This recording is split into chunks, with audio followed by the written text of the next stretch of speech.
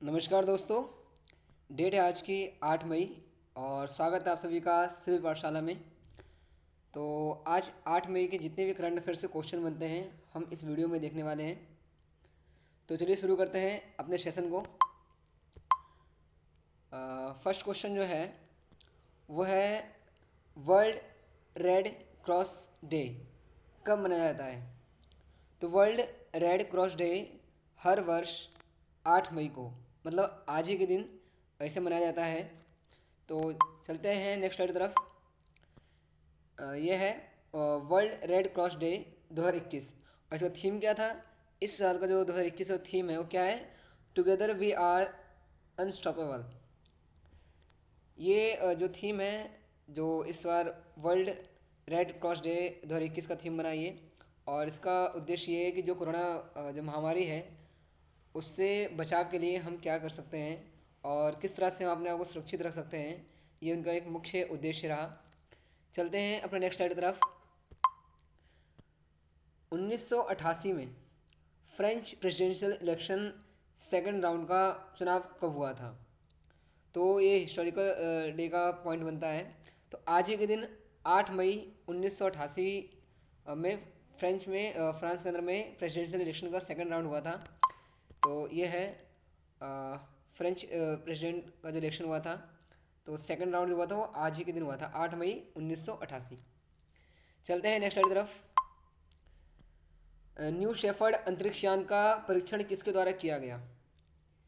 तो new shepherd जो अंतरिक्ष यान है इसका परीक्षण किया गया ब्लू ऑरिजिन के द्वारा। और ये ब्लू ऑरिजिन है क्या, तो जो अमेजन के मालिक हैं जेफ बेजोस, उनके द्वारा ये जो उनकी कंपनी है ब्लू ऑरिजिन, उन्हीं के द्वारा ये जो यान है उसको लॉन्च किया गया था। और ऐसा कहा गया कि ये जो अंतरिक्ष में जाने के लिए 6 यात्रियों को बैठ बैठ सकने योग्य ये जो यान है और उसे लॉन्च किया गया। तो चलते हैं नेक्स्ट स्लाइड की तरफ। 1915 में जॉर्ज पंचम के द्वारा नाइटहुड की उपाधि किसे प्रदान की गई थी। तो 1915 में जॉर्ज पंचम ने नाइटहुड की उपाधि प्रदान की थी। ये एक हिस्ट्री मॉडर्न इंडिया का क्वेश्चन है ये। तो बहुत ही सिंपल जो क्वेश्चन है, नाइटहुड की उपाधि जो मिली थी वो रविंद्रनाथ टैगोर जी को मिली थी, जिन्होंने अमर बांग्ला सोनार बांग्ला जो गीत है, जो भी बांग्लादेश का जो राष्ट्रगीत है, उस राष्ट्रगान है जिसका बांग्लादेश का, उसकी रचना करी थी इन्होंने। और गीतांजलि जो इनकी जो एक कृति है, रचना है, उसके भी रचनाकार रविंद्रनाथ टैगोर हैं। तो अभी रिसेंट में 7 मई को, मतलब कल ही जो बीत गया है, 1861 में इनका बर्थ हुआ था। एक कवि थे, संगीतकार भी थे, चित्रकार और थे ये। और 1913 में नोबल साहित्य पुरस्कार इनको मिला था, किसके लिए, गीतांजलि के लिए। और 1915 में जॉर्ज पंचम ने नाइटहुड की उपाधि प्रदान करी थी रविंद्रनाथ टैगोर को। और ये जो है अमर बांग्ला सोनार बांग्ला जो जैसी रचनाएँ हैं, ठीक है, इन्हीं के द्वारा रची गई थी। और 1941 में 7 अगस्त को इनकी मृत्यु हो गई थी। यह है रविंद्रनाथ टैगोर, बंगाल में काफ़ी ज़्यादा जाने माने जो एक कवि हैं ये। हमारे राष्ट्रीय आंदोलन के अंदर में भी इनका बहुत बड़ा योगदान रहा है। अपनी कविताओं के द्वारा राष्ट्रवाद की जो भावना है उससे लोगों को जोड़ने का बड़ा ही एक इनका प्रयत्न रहा था। चलते हैं अपने नेक्स्ट स्लाइड की तरफ। वर्तमान में अंतर्राष्ट्रीय ओलंपिक समिति के अध्यक्ष कौन है। तो अभी जो ओलंपिक गेम्स होने वाले थे जापान के अंदर में, तो उससे बहुत सारे लोग कह रहे हैं कि 2021 का जो ओलंपिक गेम होने वाला जो जापान के अंदर में है उसे हम रद्द कर दें। तो जो अंतर्राष्ट्रीय ओलंपिक समिति के अध्यक्ष हैं वो कौन है अभी, थॉमस बाकी। थॉमस बाकी जो हैं वो अंतर्राष्ट्रीय ओलंपिक समिति के अध्यक्ष हैं। यह थॉमस बाकी का जो एक जो ये हैं जो, और ये कहाँ से हैं, ये जर्मनी से हैं ये। एंड ये जो थॉमस बाकी है क्या है, अंतर्राष्ट्रीय ओलंपिक जो कमीशन उसके अध्यक्ष हैं ये। चलते हैं हम नेक्स्ट स्लाइड की तरफ। हाल ही में चीन ने किस देश के साथ अपने सभी व्यापारिक समझौते पर रोक लगा दी है। अभी कुछ दिन पहले हमने देखा डार्विन पोर्ट जो था, तो उससे ऑस्ट्रेलिया ने कहा था कि उस पोर्ट को अपने द्वारा वापस लेने के लिए ऑस्ट्रेलिया ने मुहिम शुरू करी थी। तो अभी रिसेंट में चाइना ने क्या किया कि जो ऑस्ट्रेलिया जो कंट्री है उससे अपने सभी व्यापारी समझौते पर रोक लगा दी है। तो ये जो एक मतभेद हुआ वो है China suspended economic dialogues with Australia as relation curdle. तो यही है कि जो जितने भी समझौते थे, जितने भी जो चाइना के साथ थे, उस सभी पर रोक लगा दी है तो ऑस्ट्रेलिया के साथ। चलते हैं नेक्स्ट स्लाइड की तरफ।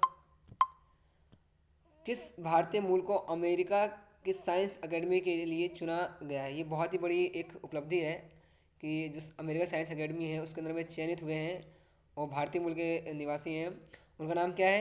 शंकर घोष। जो शंकर घोष हैं वो अमेरिका के साइंस अकेडमी में चयनित हुए हैं, वो भारतीय मूल के निवासी हैं। तो इंडियन ओरिजिन इम्यूनोलॉजिस्ट हैं ये Shankar Ghosh, elected to national academy of science, कहाँ? अमेरिका में। तो चलिए चलते हैं अपने नेक्स्ट स्लाइड की तरफ। क्रिप्टो करेंसी पर अपने विचार रखने वाले एस.सी. गर्ग कौन है? तो भी बहुत ही ज़्यादा विवाद था क्रिप्टो करेंसी को लेकर के। तो इनका विचार है एस.सी. गर्ग का कि जो गवर्नमेंट क्रिप्टो करेंसी ख़त्म कर रही है उससे हम कुछ एक नया रास्ता निकले और उसका हम यूज़ कर सकें अच्छी तरीके से। तो जो एस.सी. गर्ग हैं वो कौन है? एक अर्थशास्त्री, एक पूर्व वित्त सचिव, लेखक, समाजशास्त्री। तो जो एस.सी. गर्ग हैं ये पूर्व वित्त सचिव हैं और ये जो है इन्होंने ही कहा था कि government should allow crypto currency, says former finance secretary हैं एस.सी. गर्ग, मतलब पूर्व जो वित्तीय सचिव हैं। ये कौन है? ये एस.सी. गर्ग, देख लेते हैं। ये है एस.सी. गर्ग जो कि वित्त सचिव रह चुके हैं। तो चलिए चलते हैं नेक्स्ट स्लाइड की तरफ। एकल अभियान किसके द्वारा प्रारंभ किया गया? अभी कोरोना की महामारी के अंदर में 51 क्षेत्रों के अंदर में एकल अभियान के द्वारा बहुत ज़्यादा राहत पहुंचाने की बात सामने आई है। जो एकल अभियान है वो राष्ट्रीय स्वयंसेवक संगठन के द्वारा सुपोषित किया गया है इसे, और ये एकल जो केंद्रीय जो क्षेत्र है उससे संबंधित है ये एकल अभियान। तो अभी हाल ही में दक्षिण भारत के किस राज्य ने 9 दिनों का संपूर्ण लॉकडाउन लगाने की घोषणा करी है? कोरोना के बढ़ते प्रभाव के कारण दक्षिण भारत के जो केरल है, तो केरल राज्य सरकार ने क्या कहा कि 9 दिन के लिए हम संपूर्ण लॉकडाउन लगाएंगे। और ये लॉकडाउन जो लगेगा फ्रेंड्स, ये लॉकडाउन लगेगा कब से? लगेगा 8 मई से। मतलब कब से? 8 मई से लगेगा, आज ही के दिन से ये लॉकडाउन लगेगा दक्षिण भारत का जो राज्य है केरल उसमें। चलते हैं नेक्स्ट स्लाइड की तरफ।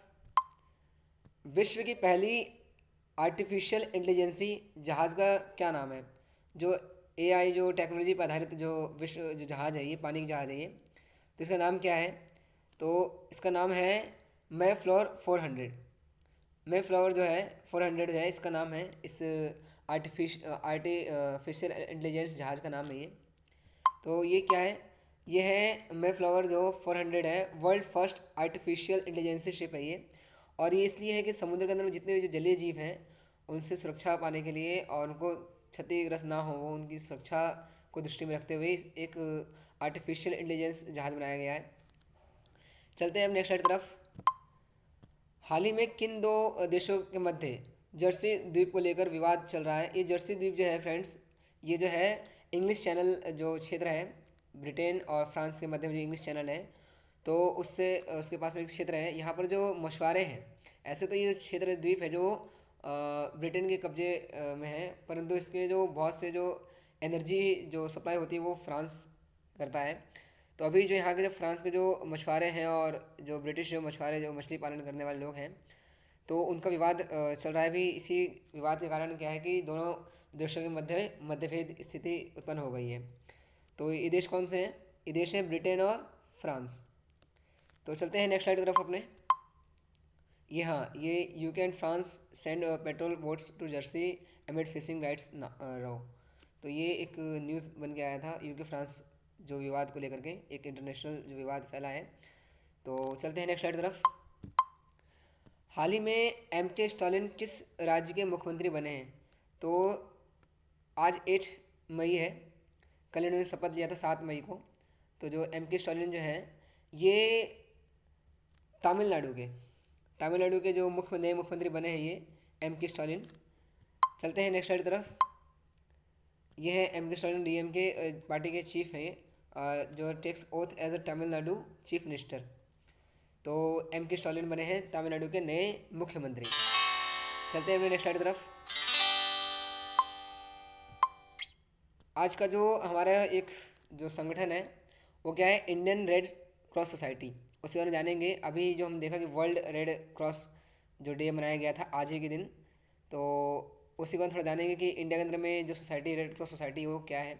आपने कई बार लोगो देखा होगा, इस तरह का लोगो लगा रहता है। आज रेड भी, पेन भी रेड है मेरी। तो ये जो रेड क्रॉस सोसाइटी है, ये आपातकालीन स्थिति के अंदर में या फिर हम कहें युद्ध से क्षतिग्रस्त होने के उपरांत जो लोग क्षतिग्रस्त होते हैं, जो जिनको एड देना, मतलब कि जो डॉक्टरी सहायता के लिए इस रेड क्रॉस सोसाइटी का निर्माण किया गया था। तो इंडिया जो है, इंडियन रेड क्रॉस सोसाइटी जो है, इसका एब्रिविएशन ये है। और इसका फॉर्मेशन कब हुआ था? 1920 में हुआ था।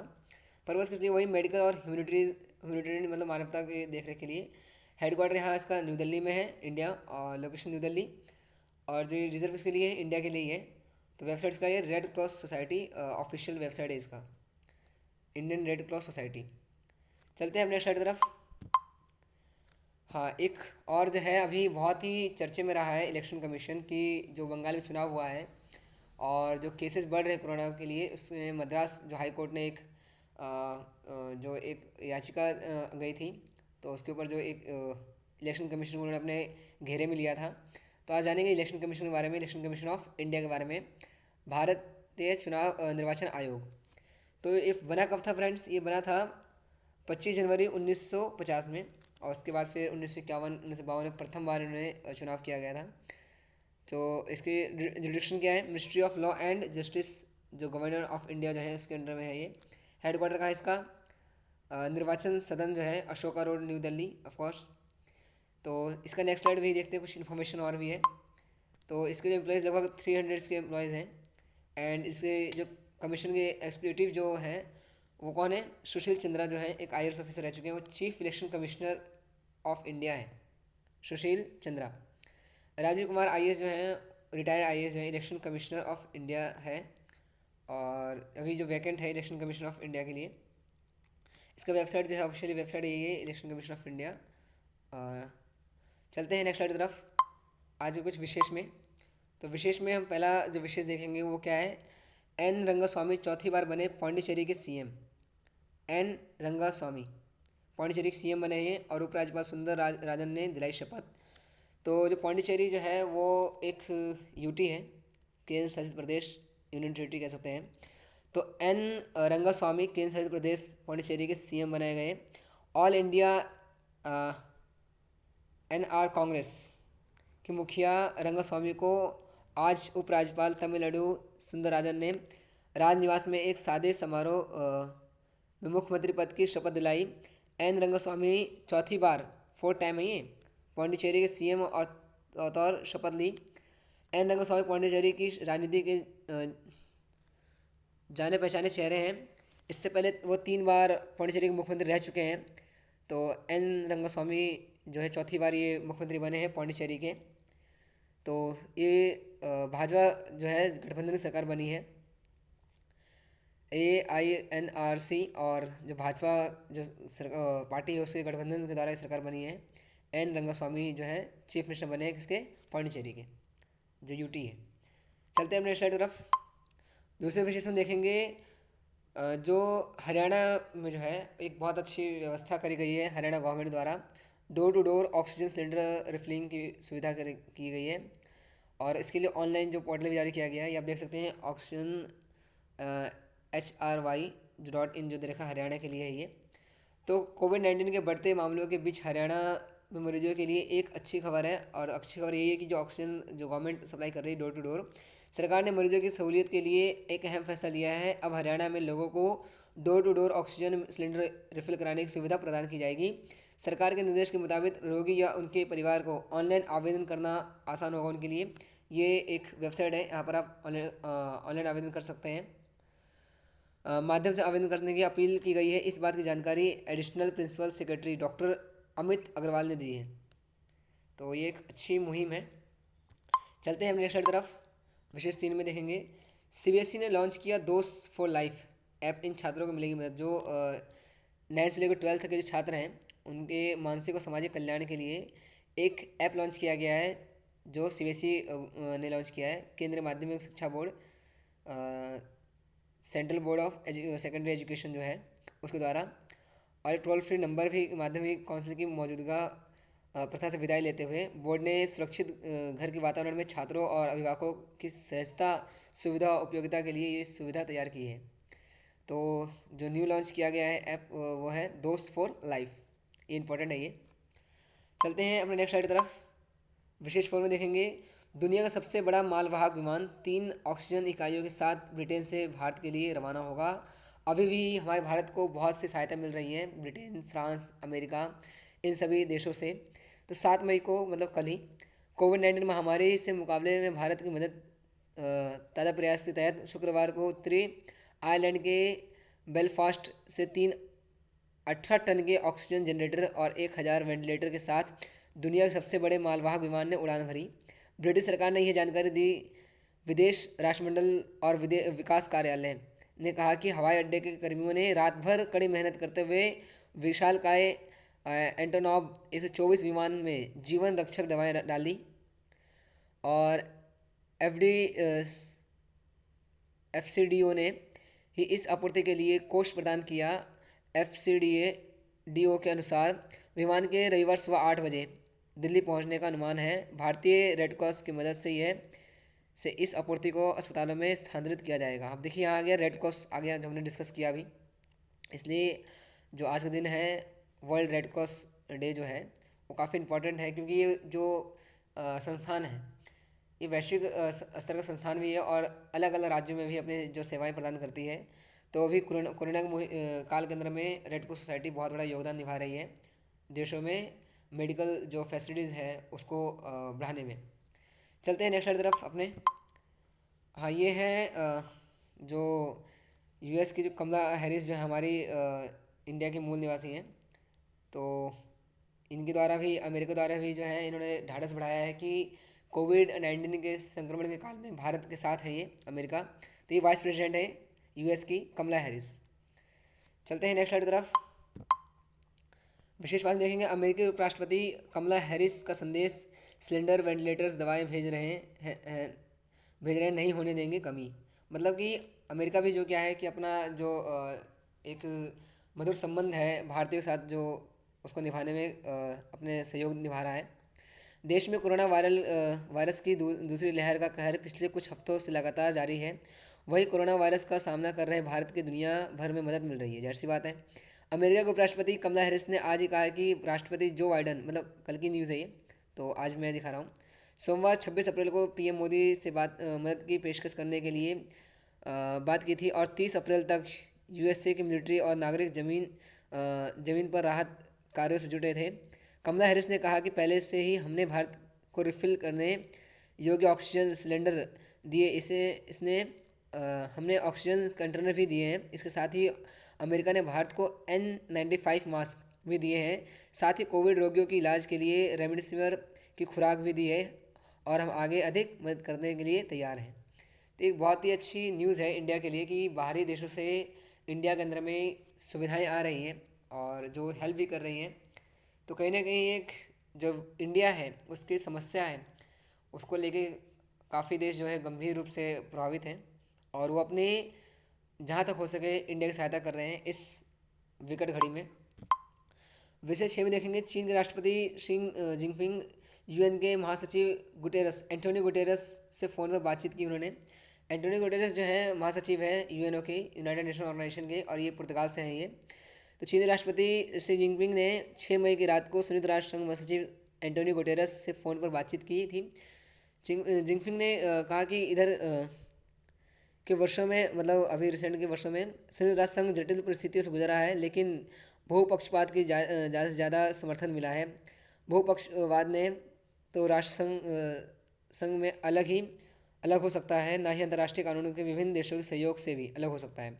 दुनिया को सच्चा बहुपक्षवाद चाहिए। विभिन्न देशों को संयुक्त राष्ट्र चार्टर सिद्धांत के मुताबिक काम करना चाहिए। एक तरफा प्रभुसत्तावाद का अनुसरण नहीं करना चाहिए। चीन संयुक्त राष्ट्र संघ महासचिव एंटोनियो गुटेरस के कार्य का समर्थन करता रहेगा, सच्चे बहुपक्षवाद की रक्षा करेगा। तो कहीं ना कहीं ये है जो अपने जो बहुपक्षवाद का जो विचार है वो चीन जो है अपना साझा कर रहे हैं एंटोनियो गुटेरेस जो महासचिव हैं। चलते हैं नेक्स्ट स्लाइड की तरफ। तो फ्रेंड्स, अगर आपको ये वीडियो अच्छा लगा तो इसे लाइक करिए, अगर ये आपको इन्फॉर्मेटिव लगा तो शेयर करिए, और अगर आप ऐसे नए अपडेट से जुड़े रहना चाहते हैं, नए करंट अफेयर्स जो कुछ क्वेश्चंस होते हैं और जो एक विशेष न्यूज़ हमने शुरू किया है उससे आप जुड़ना चाहते हैं, और जो नई नई जो चीज़ें हो रही हैं तो इस वीडियो के अंदर में जो हम दिखाते हैं, अगर उससे आप जुड़ना चाहते हैं तो प्लीज़ चैनल सब्सक्राइब करिए सीवी पाठशाला। Thank you friends, thank you for watching, thank you very much.